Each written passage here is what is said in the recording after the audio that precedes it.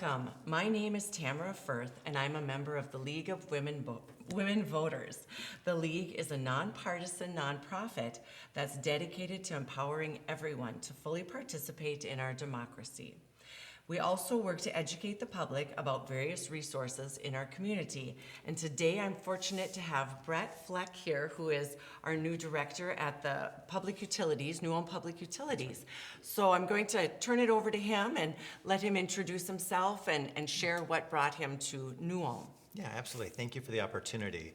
My name is Brett Fleck. I'm the new Public Utilities Director, like you said. I moved here from Phoenix, Arizona this last March, just in time for a March snowstorm. And it was a nice welcome back from the desert.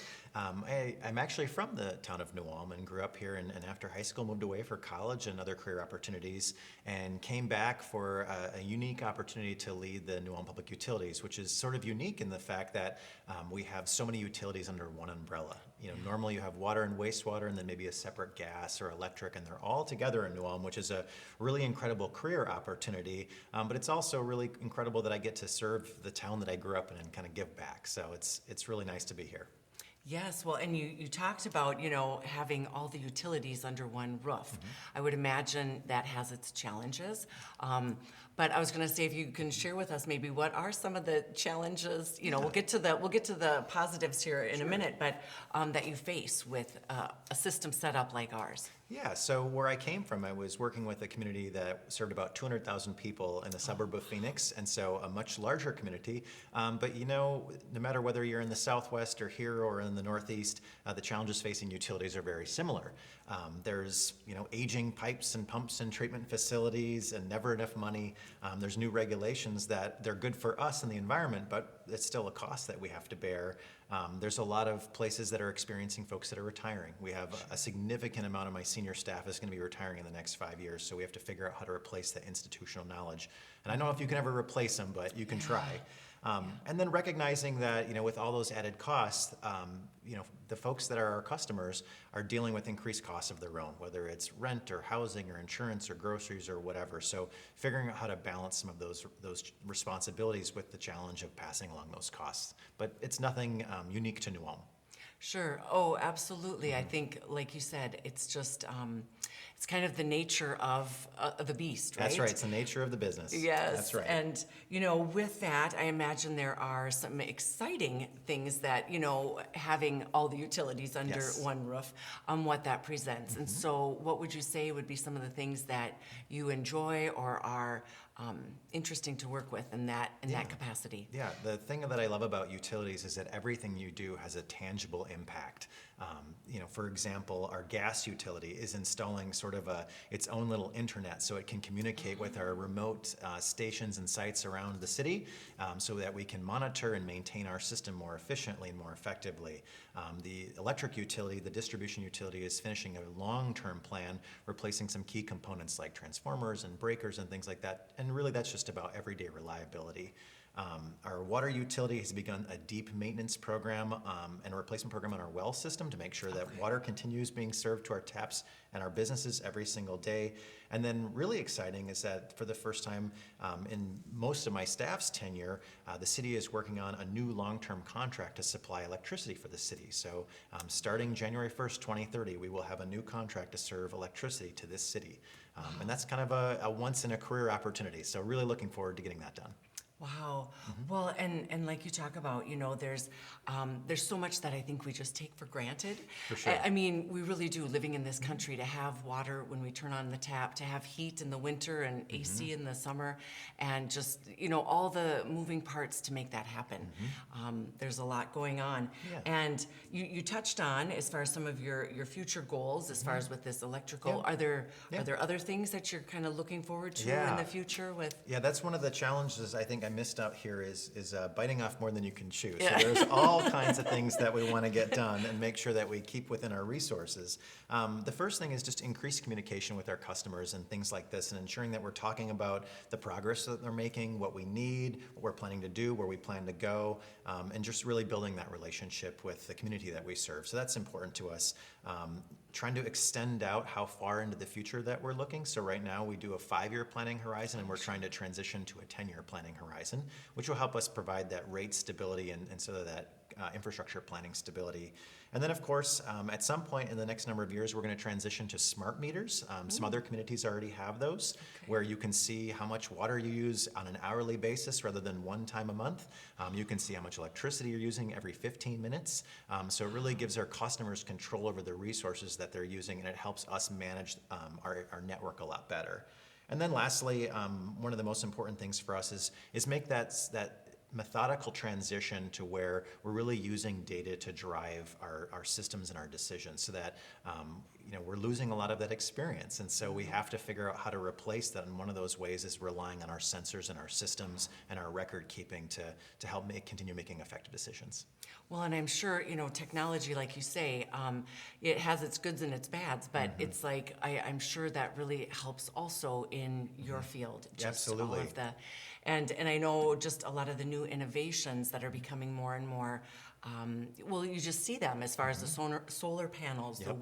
the wind turbines. Yep. And, so those are some big, large-scale things people can do. But I'm wondering, when you look at our resources and our Yes. utilities, that if people are thinking, how can I be more efficient with this or more conservative, what would be some tips then for the average homeowner to just make the best use of those resources? Absolutely. We have so many. There are hundreds, and they go from very, very small, like turning off the lights when you leave the room, and Yes, everybody knows like what that. your parents told you. Yeah, Turn the everybody knows that. To really large, like replacing your water heater with a high-efficiency heat pump unit, for example. But the first step is always learn where you're at.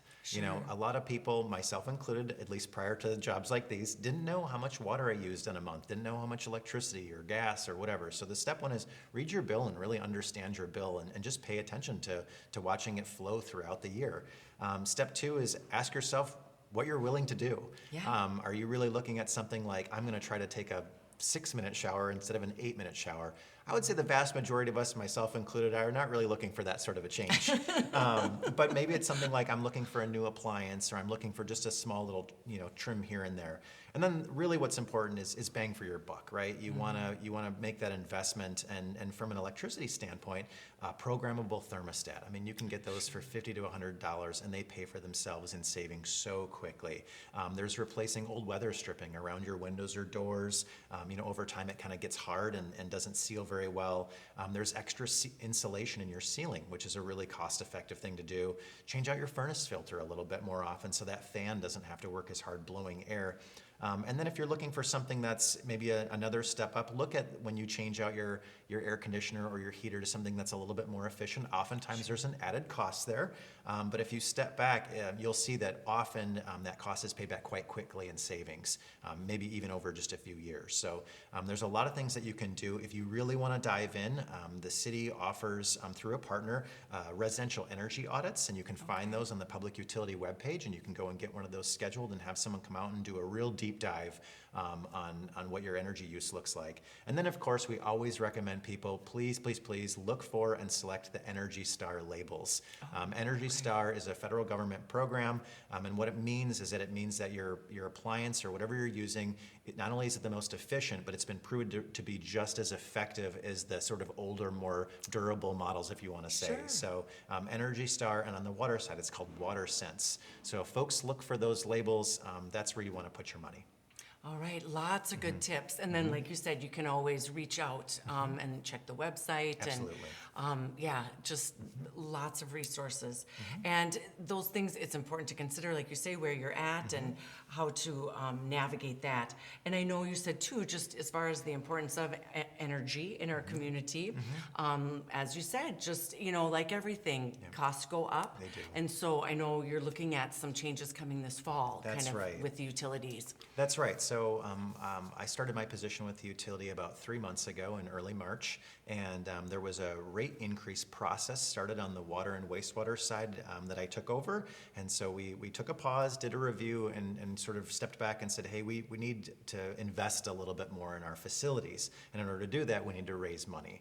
And so the Public Utility Commission is considering a rate increase right now that would be effective October 1st for your November bill.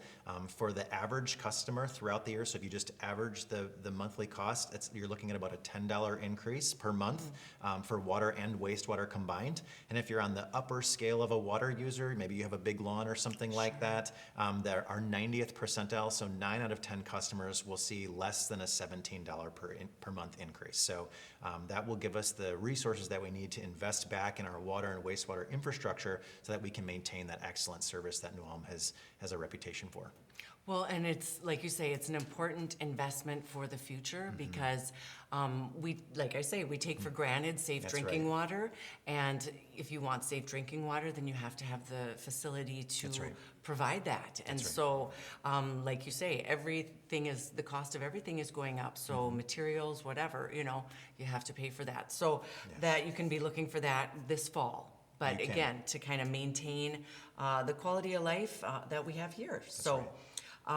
Well, I know we talked about a lot of different things. I don't know if there's maybe something else that we didn't cover that you'd like to share with the community regarding the utilities. Yeah, absolutely. I mean, first and foremost, thank you for your interest. Yeah. We really appreciate it. It's easy to forget about public utilities. So often our infrastructure is behind a wall, overhead, underground, and it's sometimes when you step back and think, we have this incredible staff that's maintaining this infrastructure, and they're our neighbors, and they're working hard 24/7 to maintain all of this equipment, and it's really quite awe-inspiring. And so one of the things that I tell people is the next time you go for a walk around town, just pay a little extra attention, not only to the birds and people's lawn ornaments, but pay attention to the fire hydrant. Pay attention to the manhole covers and the valve covers that are about 6 inches wide. Look around, look at the power lines, look at the transformer boxes in front of everyone's yard. There is this vast, vast network of infrastructure that's maintained that provides or underpins the world that we live in, and frankly, it's hiding in plain sight. So I really think for me, it's very motivating to see all of that going on and what we provide for the public. But I think sometimes, as you said earlier, it's easier for people to forget just how important it is and how much it takes to maintain it. Yes, it's kind of those, like you say, your roads, your infrastructure, they aren't the sort of glamorous, flashy things, but when they aren't in good repair, Then you know. you know. That's right. That's And right. I have to ask too now, because it's down at Public Utilities where the horn blows every. That's right. That's right. So who's in charge of that, or is that programmed to? Oh, no, I think I was surprised to learn that, no, that is a physical person that Really? pulls a chain exactly on time every day at noon, 1, and 10.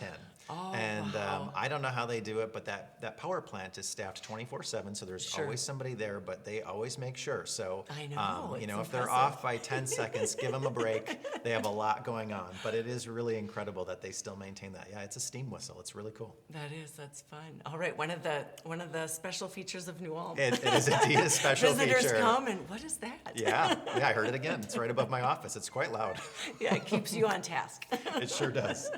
All right, well, thank you so much for coming in. Absolutely. We appreciate you sharing all this wonderful information. And again, if you have questions or concerns, you can check the website or reach out to them. So. And absolutely. And actually, we've started an email address. So if you have comments or questions about the utility rates, you can email us at utilityrates@newulmmn.gov. And so that goes right to my inbox and some other inboxes. And so if you have something to say, you have a comment or a question, please let us know. We're happy to hear from you.